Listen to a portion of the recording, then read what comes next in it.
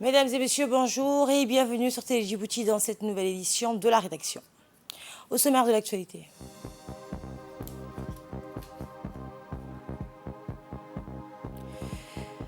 La signature du protocole de partenariat entre la direction de la décentralisation et l'Institut national d'administration publique a eu lieu hier. Et la guerre en Ukraine est entrée aujourd'hui dans son 86e jour. Bonjour et merci de nous accueillir chez vous. Sous l'égide du ministre de la Décentralisation, Rassim Haroun Ali, du ministre du Travail, chargé de la formalisation et de la protection sociale, Omar Abdi, a eu lieu hier la signature du protocole de partenariat entre la direction de la décentralisation, représentée par son directeur, donc Youssouf Abdallah, et l'Institut national d'administration publique, représenté par son directeur général également, Chamak Idrissa Ali. Cette convention qui s'est déroulée dans la salle de réunion du ministère de la décentralisation s'inscrit dans le cadre du partenariat entre les deux directions pour que tous les acteurs de la décentralisation aient une vision commune et globale du processus de décentralisation au niveau des 5 régions.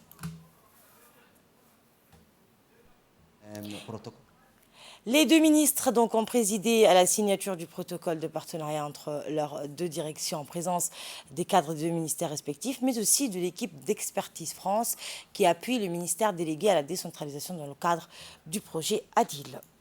Le ministre du Travail chargé de la formalisation et de la protection sociale, Omar Abdi Saïd, a affirmé que l'objectif de ce partenariat est de structurer les échanges entre la direction de la décentralisation et l'INAP et d'aider les acteurs de la décentralisation à comprendre et connaître leur rôle et leurs prérogatives afin de contribuer à l'élaboration d'une stratégie de mise en œuvre du processus de décentralisation. Nous l'écoutons.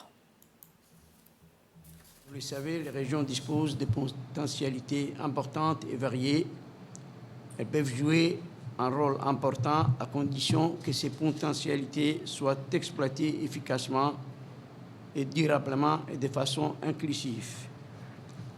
L'État a donc reconnu la décentralisation et la gouvernance locale comme des instruments efficaces pour mieux appréhender les défis territoriaux et apporter des réponses adéquates en matière d'emploi, d'inclusion des femmes et d'adaptation au changement climatique.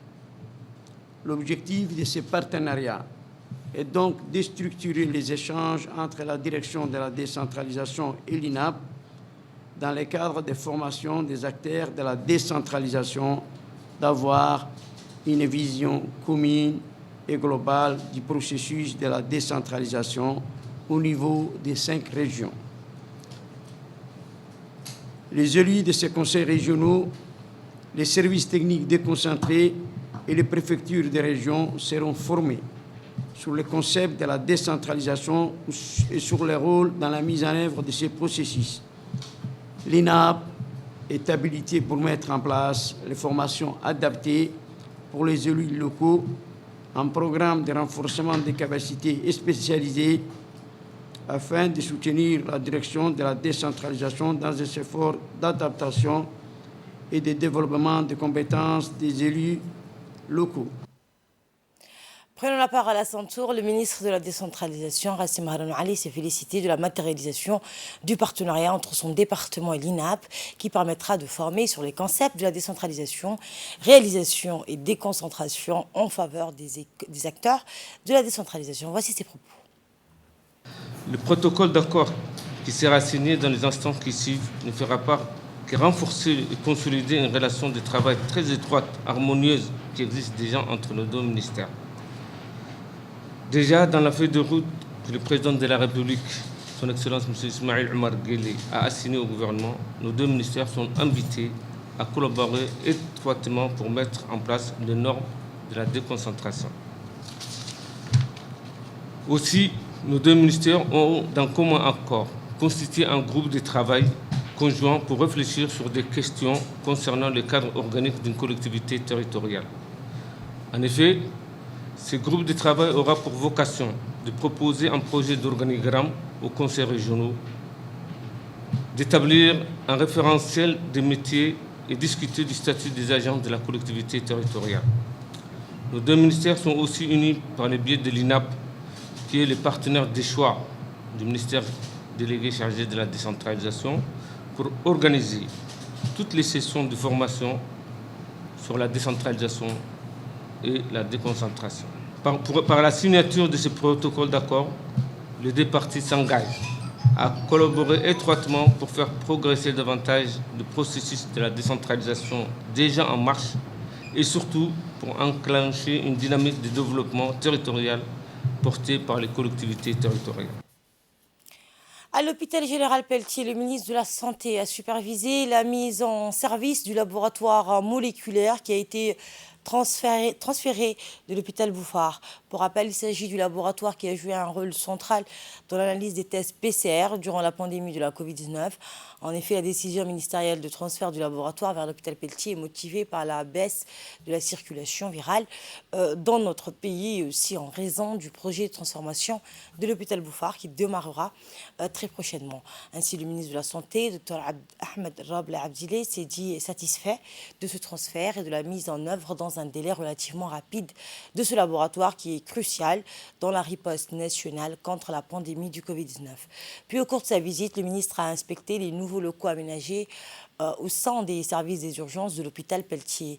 Il s'agit là d'un dispositif de gestion et de prise en charge de cas légers qui a été installé dans le but de désengorger les urgences de Pelletier pour permettre ainsi un redéploiement plus efficace et mieux focalisé dans la prise en charge des cas lourds ou graves.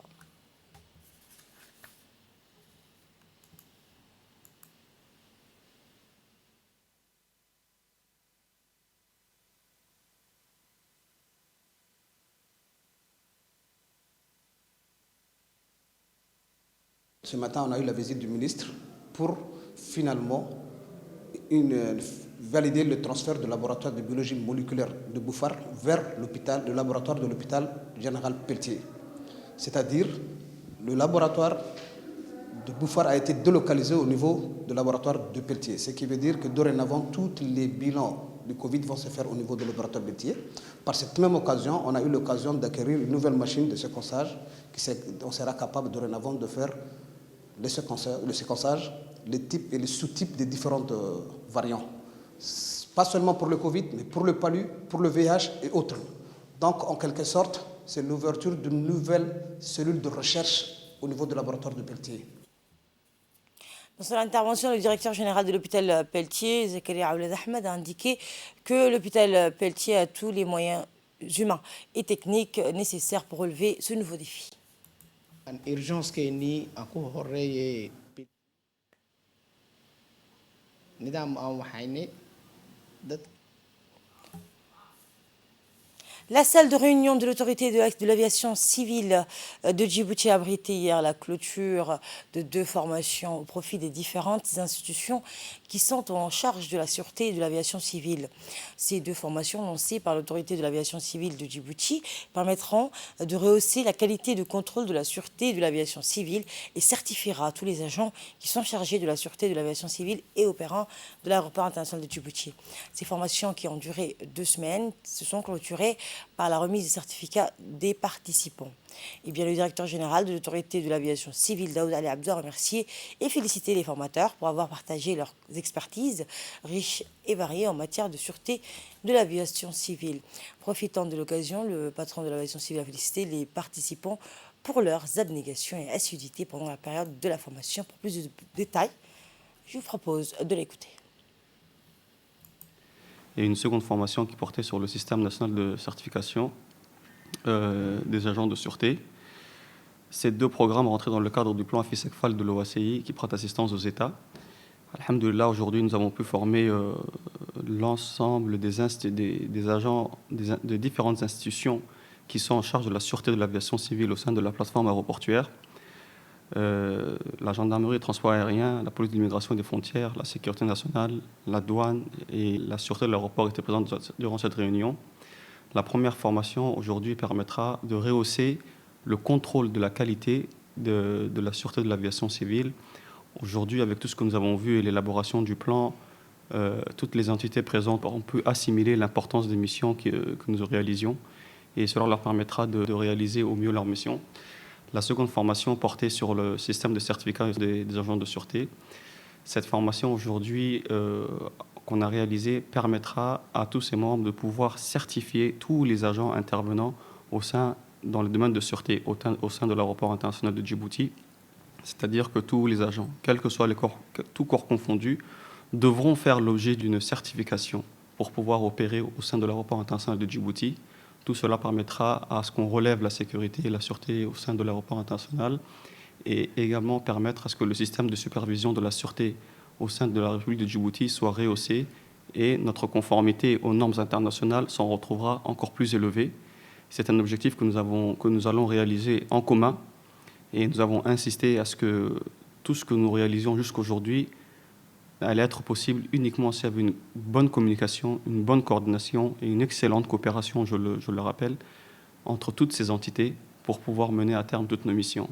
C'est un objectif que nous avons atteint. Nous avons pu le voir par le dynamisme des intervenants, des stagiaires qui ont été part d'enthousiasme pour pouvoir suivre cette formation. La prochaine se déroulera à partir du 12 juin 2022, Inch'Allah, et permettra encore à la République de Djibouti de rehausser son score. Un atelier de partage de connaissances a été organisé sur 2 jours par l'UNIFPA au profit des cadres de la DDS. Ces formations techniques lancées par la représentante de l'UNIFPA, le Fonds des Nations Unies pour la population et l'agence directrice des Nations Unies en charge des questions de la population ont prévu, et le directeur général donc de la DDS, ont prévu dans le cadre d'un programme de renforcement de capacités institutionnelles sur le thème programmatique de l'UNFPA, comprenant les composants des droits reproductifs, les violences basées sur le genre, incluant de même les phases et procédures de planification stratégique et de monitoring qui sera mis en lien avec la mobilisation et le développement communautaire. L'agence mettra en œuvre ses acquis dans le cadre de l'ensemble de ce projet Filets sociaux jeunes afin de sensibiliser les jeunes sur ces thèmes. On a un nouveau plan stratégique et dans notre nouveau plan stratégique qui court de 2022 à 2025, il est prévu de parvenir au renforcement des compétences et des opportunités des jeunes, des adolescents, filles et garçons bien sûr, afin de garantir l'intégrité physique, le leadership et la participation et de développer le capital humain. L'Agence djiboutienne de développement social, donc, à son tour, remercie le FUNIAP pour ces 2 jours de formation à l'égard de nos collègues de différents domaines, que ce soit du domaine du développement social, du secteur de la microfinance ou dans d'autres domaines. Ces partenariats avec le FUNIAP ne s'arrêtent pas seulement à ces 2 jours d'atelier, puisque nous avons prévu effectivement d'avoir un partenariat beaucoup plus large et qui intègre également d'autres domaines, notamment l'insertion des jeunes filles dans tous nos projets d'activités génératrices de revenus, etc. Les contrôleurs du ministère du Commerce et du Tourisme ont effectué hier une opération de contrôle des prix sur les marchés de Riyad pour faire respecter les prix fixés par le ministère.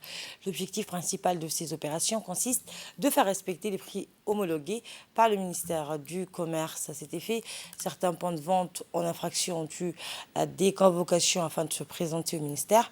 Les contrôleurs ont rappelé aux commerçants de délivrer la facture dès la réalisation de la vente ou la prestation de services et l'acheteur doit la réclamer. Ils ont souligné que la facture doit être rédigée. La facture doit être donc rédigée en 2 exemplaires au moins, c'est-à-dire le vendeur remet l'original de la facture à l'acheteur et l'acheteur conserve la double. Eh bien, tout professionnel qui aura vendu ou revendu des produits, des biens ou offert des services sans délivrer donc de facture est passible d'une amende.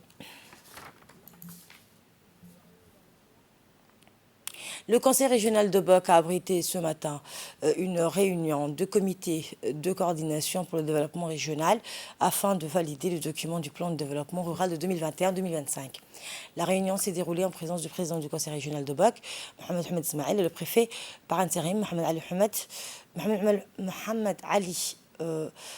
Ali Mohamed Maki, les sous-préfets, les élus locaux, le secrétaire général du Conseil régional, le cadre du ministère de la décentralisation, l'Expertise France, les responsables des services techniques déconcentrés, des autorités coutumières, les responsables des organisations de la société civile ainsi que les partenaires du développement ont assisté à cette réunion. Eh bien, la réunion a été animée par l'expert en gouvernance locale, M. François Fougère, la consultante nationale et le secrétaire général du Conseil régional, Omar Hassan Hamed. Lors de cette réunion, les membres du CCDR ont discuté sur les projets et le budget du plan de développement régional 2021-2025. À l'issue donc de la réunion, le CCDR donc le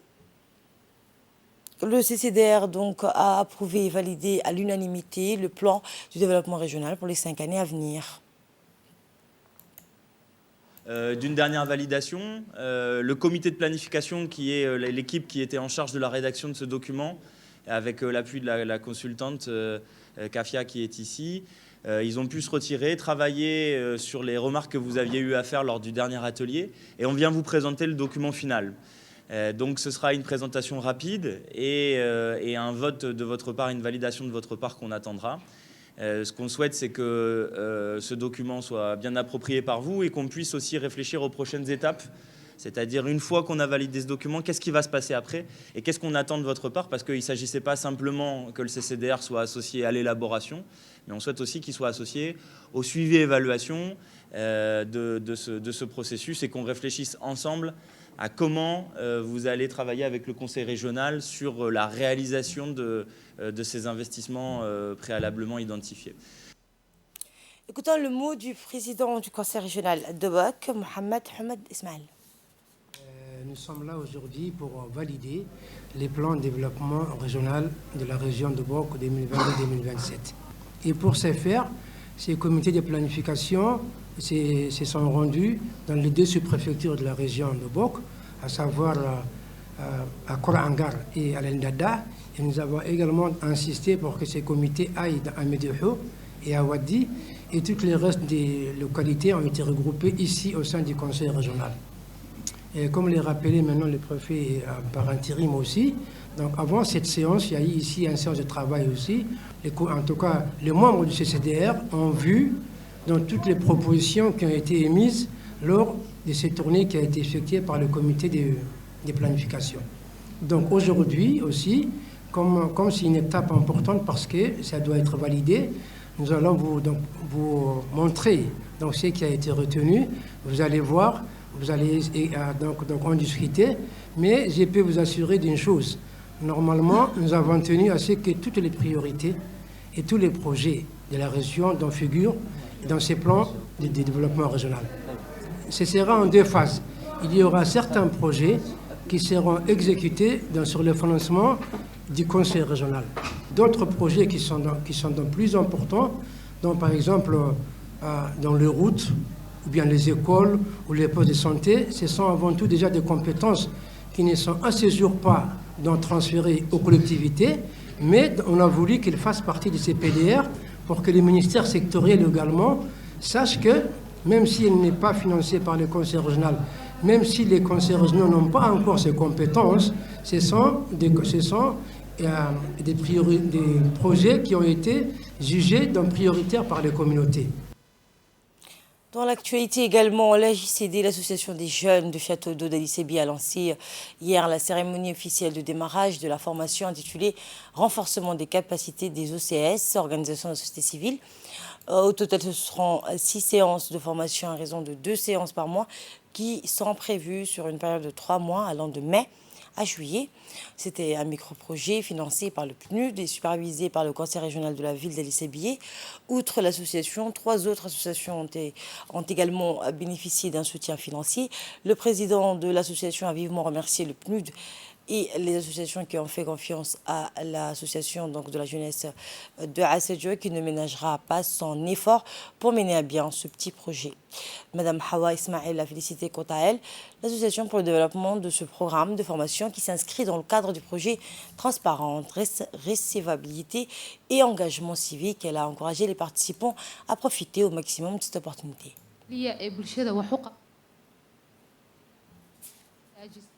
Dans le cadre du relancement des activités de la campagne de la vaccination du Covid-19 dans les régions de l'intérieur, s'est tenue hier à Dikil une rencontre de plaidoyer et d'engagement avec les ulamaoudines de la région de Dikil. Cette rencontre présidée par le conseiller du ministre de la Santé, Hassan Moussa, en compagnie du médecin-chef du centre médical hospitalier de Dikil, en présence des autorités locales telles que le préfet adjoint, le vice-président du conseil régional. Il a été convié à tous les ulama et les imams de toutes les mosquées de la ville afin de sensibiliser et passer et transmettre les messages à travers les mosquées. On parlait de la maladie, l'utilité de l'importance donc du vaccin.